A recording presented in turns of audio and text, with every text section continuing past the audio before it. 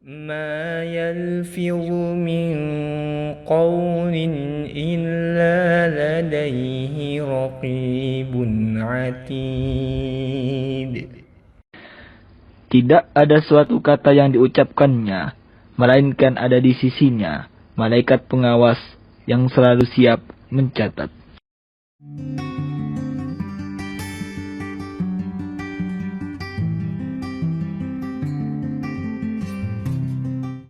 Bismillahirrahmanirrahim. Assalamualaikum warahmatullahi wabarakatuh. Alhamdulillah wassalatu wassalamu ala Rasulillah amma ba'd. Ma'asyiral muslimin wal muslimat rahimakumullah. Ketika Idul Fitri ada di antara kebiasaan yang mendunia dan ini sangat bagus untuk terus kita kembangkan. Meskipun sebenarnya perbuatan ini tidak harus menunggu Idul Fitri untuk kita lakukan, yaitu sebuah aktivitas yang disebut dengan silaturahim. Ma'asyiral muslimin wal muslimat rahimakumullah, menjaga silaturahim antar kerabat di dalam Islam hukumnya wajib. Menjaga silaturahim di dalam Islam hukumnya wajib. Memutusnya haram. Itu luar biasa Islam berusaha untuk menjaga hubungan antar orang yang memiliki nasab yang sama ini dengan mewajibkan mereka untuk terus menyambung hubungan-hubungan tersebut sampai Islam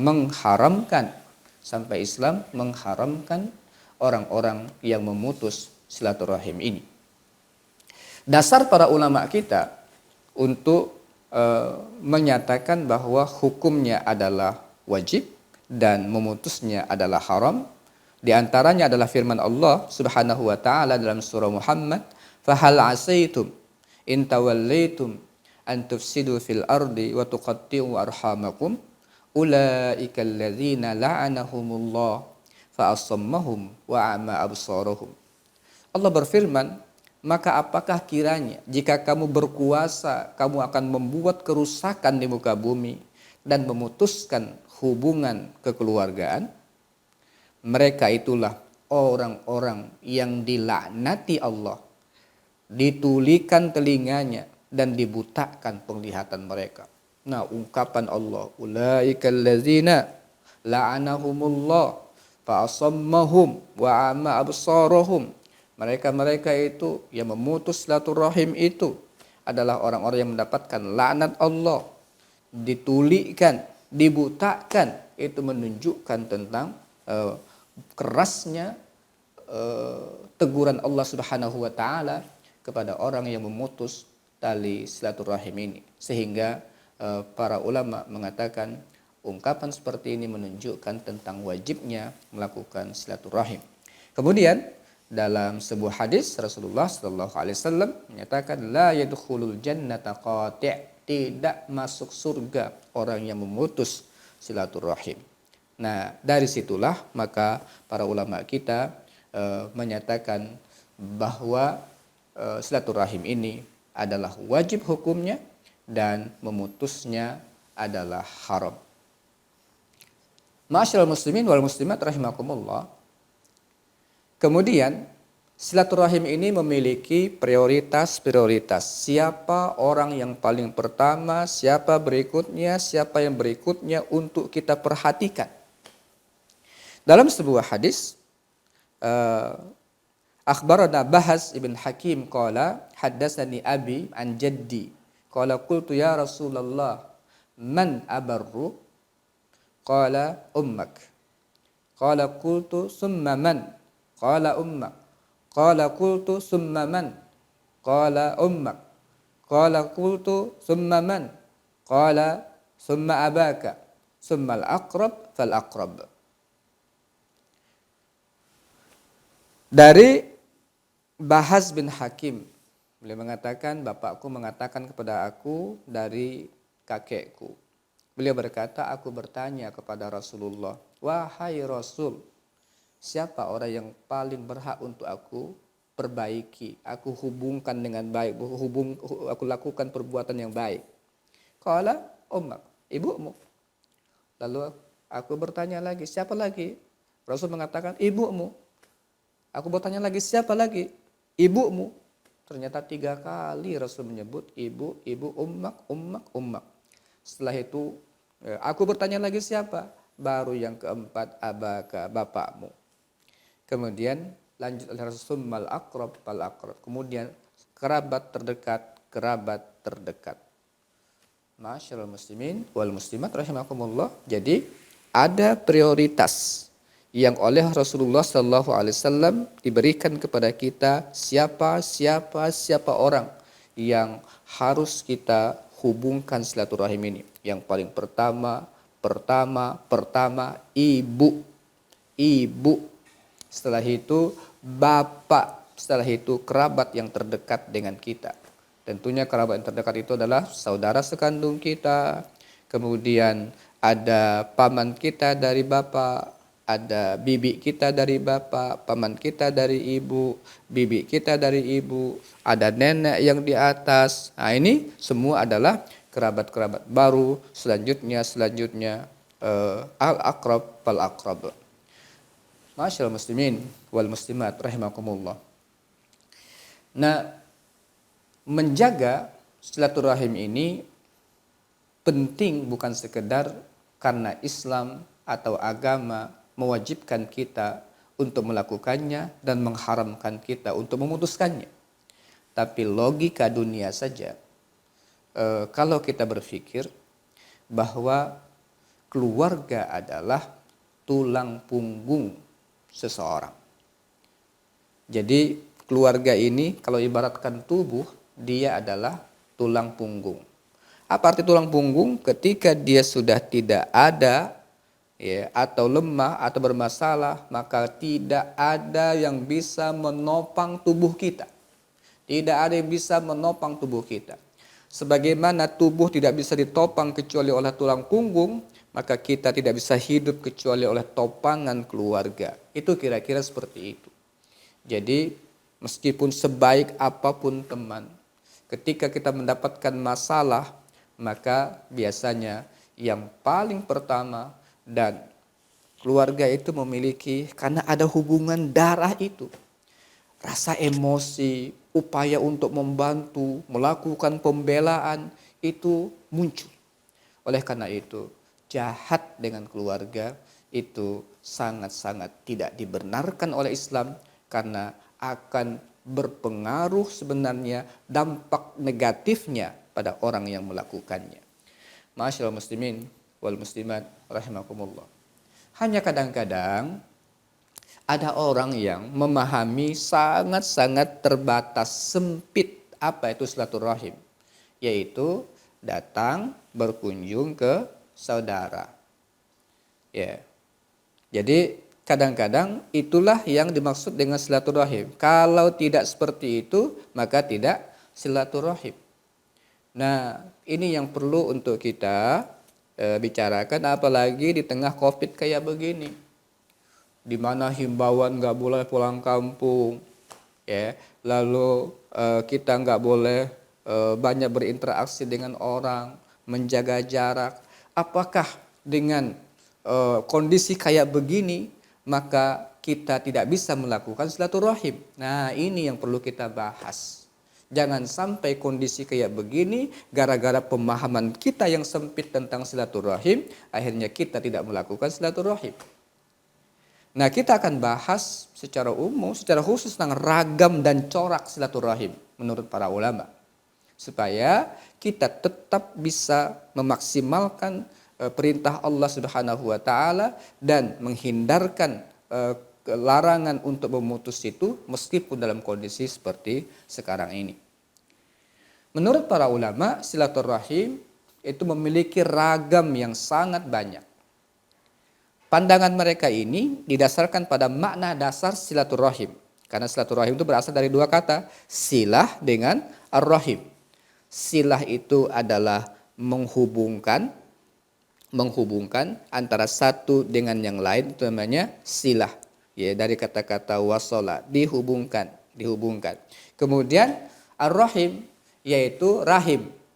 Rahim dari seorang ibu yang bersumber dari satu, ada berapa anak lahir dari situ, nanti ada cucunya, nanti ada sekian dari ibu itu. Jadi dengan silaturahim adalah upaya untuk menghubungkan antar rahim-rahim tersebut. Nah, berdasarkan makna dasar itu, maka para ulama kita memberikan kepada kita berbagai macam corak ragam dari silaturahim yang bisa kita lakukan. Yang paling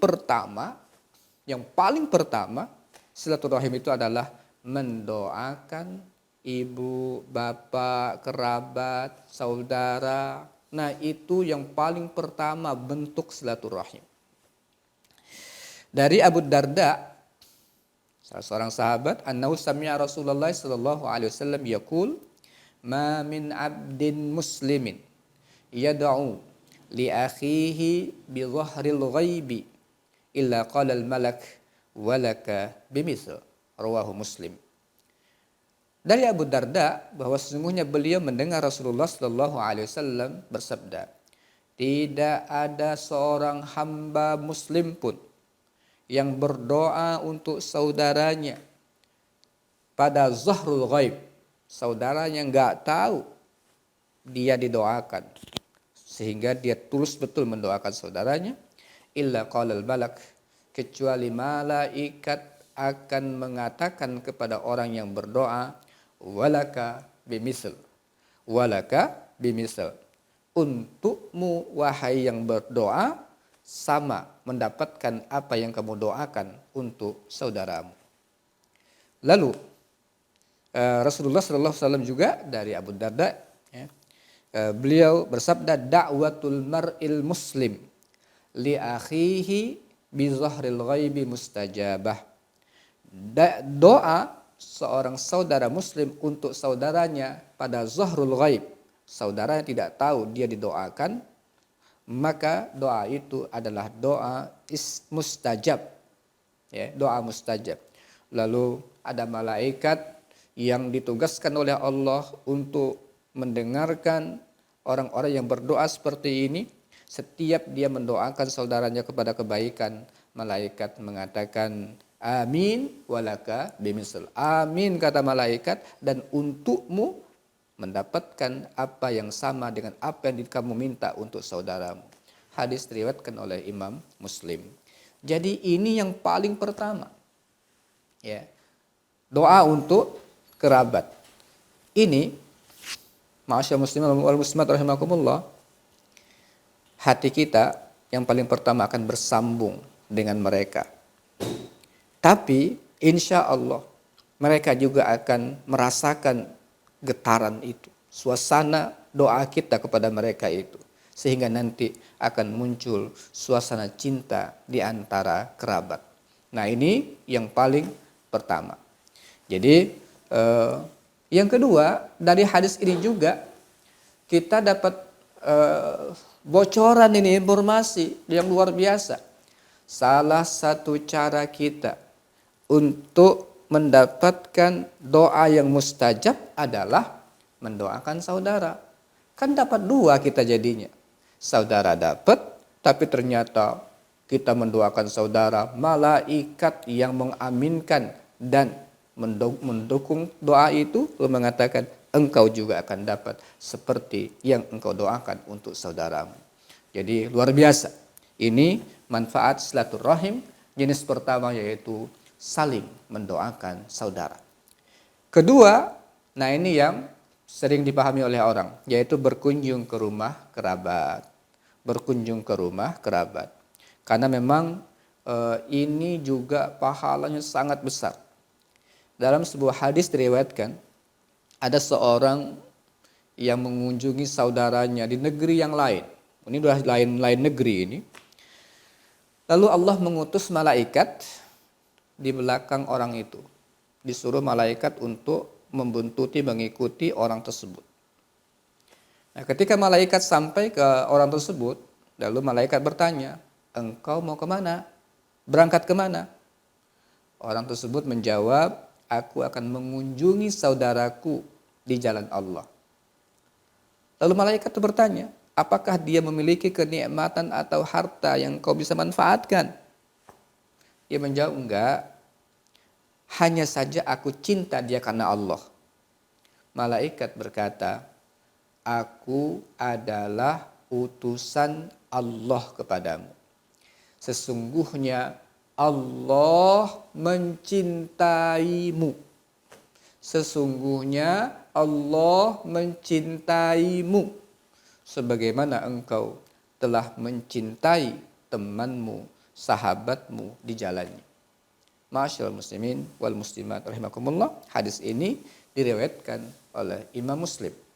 Nah, kalau teman tanpa hubungan nasab seperti itu Allah Subhanahu wa taala perlakukan ya orang yang melakukannya, maka kalau teman kita, saudara kita memiliki hubungan kerabat, maka ada dua selain muslim dia adalah kerabat, maka hal ini lebih utama untuk kita lakukan. Jadi di antara cara kita untuk mendapatkan kecintaan Allah Subhanahu wa taala itu adalah dengan kita berkunjung ke rumah, ke kediaman, ke tempat kerabat kita, ke tempat sahabat kita. Nah, ini penting sekali. Penting untuk kita lakukan. Kemudian yang ketiga, nah sekarang ada teknologi, menelpon, mengirim pesan, ya, bertanya tentang kondisi saudara kita. Nah, ini juga dimasukkan oleh para ulama kita bagian daripada bentuk silaturahim pada masa sekarang. Apalagi alhamdulillah teknologi sangat memudahkan. Sehingga suara bukan sekedar suara kita telepon sekarang, gambar langsung kelihatan, bahkan bukan hanya satu orang, kita bisa bertemu dalam satu forum banyak orang. Sehingga suasana seperti kita berada di satu tempat. Bukan sekedar mendekatkan jarak, tapi menghabiskan jarak. Nggak ada jarak lagi sudah, nggak berjarak kita seperti ini. Nah, ini juga bagian daripada bentuk silaturahim. Dan ma'asyiral muslimin wal muslimat rahimakumullah, telepon ada, fasilitas semuanya ada, gampang. Kalau nggak dimanfaatkan berhari-hari, berminggu-minggu, berbulan-bulan, bahkan bertahun-tahun nggak pernah kita bertanya tentang kondisi saudara kita, apalagi ibu kita, bapak kita, orang tua kita, saudara kandung kita. Nggak pernah kita bertanya, padahal telepon tinggal angkat, kadang-kadang gratis. Dari situ kadang setan muncul, setan langsung masuk. Dia mengambil kesempatan untuk memasukkan suasana tidak nyaman pada hati saudara kita. Muncul suuzon, kok sombong sekali ya adik saya, sombong sekali abang saya, masa sih nggak pernah nelpon-nelpon, kayak begitu kadang-kadang muncul, masuk setan. Oleh karena itu, maka teknologi perlu untuk kita manfaatkan buat silaturahim. Yang keempat, membela atau menyelamatkan nama baik saudara.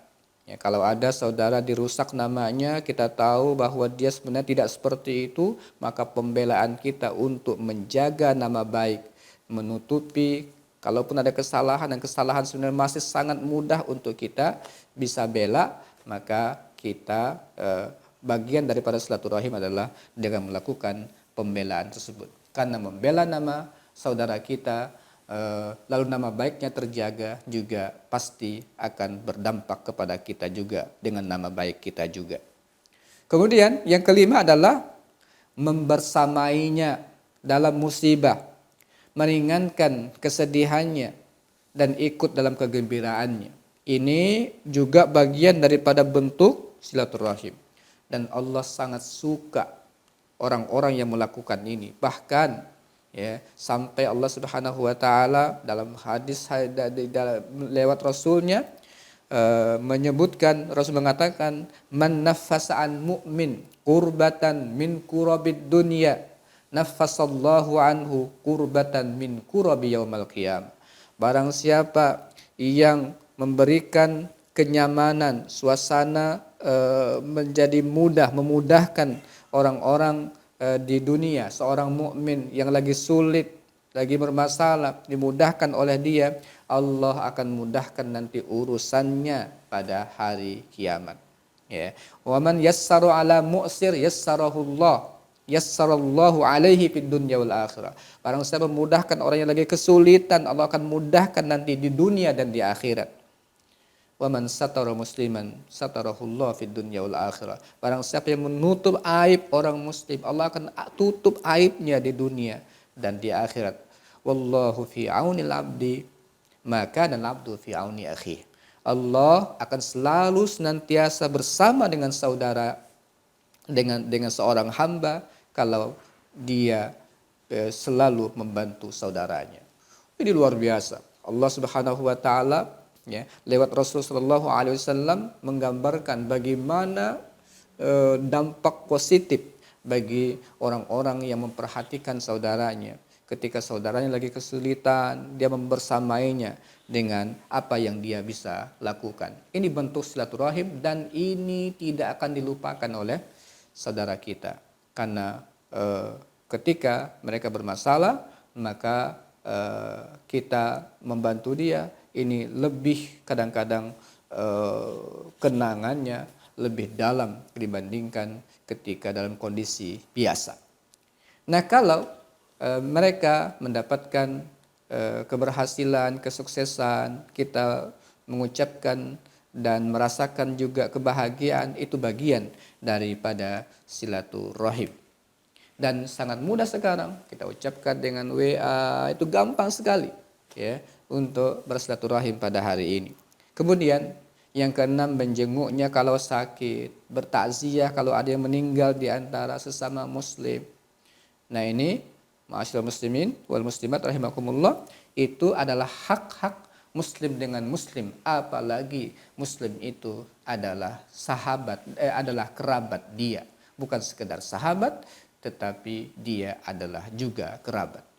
Kemudian yang ketujuh, ada bentuk silaturahim yang juga mulia, yaitu kalau dia dituakan di keluarga. Lalu di keluarga itu ada sedikit cekcok, nggak akur antar keluarga begitu, maka orang yang dianggap dituakan ini harus ngambil peran supaya hubungan antar keluarga yang agak renggang itu segera diislah. Nah, ketika sudah diislah insya Allah, lalu hubungan baik lagi, maka itu sangat mulia. Oleh sebab itu, jangan biarkan kalau ada di antara anggota keluarga itu mulai renggang hubungannya, lalu tidak ada yang berusaha untuk menanganinya atau untuk menengahinya. Itu harus segera. Dan melakukan islah seperti ini adalah salah satu bentuk silaturahim yang sangat mulia di hadapan Allah Subhanahu wa taala. Yang kedelapan adalah memberikan hadiah bagi saudara kerabat kita yang mampu, atau bantuan materi bagi saudara kita yang kurang mampu. Kenapa? Hadiah itu punya sesuatu di hati. Kadang-kadang kecil, sederhana, tapi dia memberikan perhatian, sehingga Rasulullah Shallallahu Alaihi Wasallam dalam hadis yang diriwayatkan oleh Abu Hurairah, beliau bersabda, tahadu tahabu. Hendaklah kalian saling memberikan hadiah, niscaya kalian akan saling mencinta. Nah, di antara cara kita untuk merekat hubungan saudara itu adalah dengan memberikan hadiah, atau kalau saudara kita tidak mampu, dengan kita memberikan bantuan kepada mereka. Insya Allah hubungan itu akan semakin dekat dengan kita. Ma'asyiral muslimin wal muslimat rahimakumullah, dari sekian ragam corak silaturahim yang kami sampaikan tadi, maka memang ada sebagian di suasana kita pada hari ini tidak bisa kita terapkan. Tapi mari kita pilah-pilah bagian-bagian yang bisa kita terapkan dan itu kita maksimalkan. Di antara bentuk silaturahim tahun ini, kita anggap saja sebagai tahun yang spesial untuk Idul Fitri kita. Yang paling pertama adalah mendoakan saudara. Nah, ini Ini kadang-kadang lupa dan luput dari perhatian kita. Silaturahim dalam bentuk mendoakan saudara. Padahal ini sangat baik. Yang kedua, menelpon saudara-saudara kita. Kita telepon dalam suasana kegembiraan Idul Fitri ini. Kita telepon orang tua kita kalau kita tidak bersama dengan mereka. Kita telepon orang-orang yang jarang kita hubungi. Nah, kesempatan untuk kita bertanya tentang kondisinya dan sebagainya itu bagian daripada bentuk silaturahim. Kemudian mengucapkan tahniah Idul Fitri. Ya, kita ucapkan. Mungkin sebagian kita tidak menyapanya dan ini bagian daripada problem hidup modern. Sebagian kita kadang-kadang tidak ingat untuk silaturahim kecuali pada Idul Fitri. Ya, padahal dahulu para ulama salaf seminggu saja tidak bersilaturahim, mereka menganggap itu berat, sesuatu yang berat. Nah, ini kita jangan sampai di Idul Fitri pun tidak menggunakan ini. Teknologi sudah semakin mudah juga tidak digunakan, hanya sekedar untuk mengucapkan tahniah saja tidak. Maka manfaatkan kita untuk mengucapkan tahniah, doakan mereka, taqabbalallahu minna wa minkum, atau ucapkan dengan kalimat-kalimat yang lain. Ucapkan tahniah kepada mereka. Kemudian kalau kita punya kelebihan harta, berikan bentuk perhatian kita kepada mereka. Nggak banyak, nggak apa-apa. Tapi dengan memberikan sesuatu itu, mereka Masya Allah merasa diperhatikan. Kecil bantuan atau hanya memberikan semacam bingkisan-bingkisan kecil, itu mereka merasa sekali bahwa ada perhatian dari kita. Itu bagian dari bentuk silaturahim. Kemudian berikan hadiah kepada saudara kita yang mampu. Kemudian kalau ternyata ada sebagian saudara kita yang sedang mengalami balasungkawa di masa seperti ini, berikan perhatian yang lebih dibandingkan perhatian kita pada saat mereka aman-aman saja. Itu juga bagian daripada silaturahim. Ma'asyiral muslimin wal muslimat rahimakumullah. Mudah-mudahan dengan kita mengetahui ragam corak dari silaturahim ini, maka jangan sampai menjadi alasan tidak bisa berkunjung gara-gara Covid kita tidak melakukan silaturahim. Maksimalkan yang bisa dan pilihlah mana yang bisa kita lakukan. Tadi di dalam video ini sudah kita sebutkan beberapa alternatif. Mudah-mudahan Allah mudahkan kita, kuatkan azam kita untuk menyambung hubungan silaturahim dengan saudara-saudara kita. Lalu, ma'asyiral muslimin, terakhir, kalau kita rajin membangun silaturahim, apa kata Rasulullah sallallahu alaihi wasallam? Man sarrahu an yubsatalahu fi rizqihi aw yunsa'alahu fi atharihi falyasil rahimah. Akhrajahu Al-Bukhari wa Muslim. Barang siapa yang ingin bergembira, rezekinya diluaskan oleh Allah Subhanahu wa taala, asarnya, umurnya dipanjangkan oleh Allah Subhanahu wa taala, maka hubungkanlah tali silaturahim. Insya Allah, janji Allah pasti tibanya. Rezeki kita akan diluaskan oleh Allah, asar kita, umur kita akan diberikan barokah oleh Allah Subhanahu wa taala, dan itu adalah keniscayaan. Dalam bentuk apa Allah memberikan keluasan rezeki, dalam bentuk apa Allah memanjangkan umur kita, pasti Allah akan berikan itu kalau kita melakukannya dengan setulus hati. Mudah-mudahan Allah Subhanahu wa taala kuatkan azam kita untuk melakukan silaturahim, terutama pada saat-saat yang sangat kita perlukan untuk bertanya tentang kondisi saudara kita dimanapun mereka berada. Selamat melaksanakan Idul Fitri dan selamat untuk menjaga silaturahim dengan sesama saudara. Aku qouli hadza wa astaghfirullah li wa lakum. Assalamualaikum warahmatullahi wabarakatuh.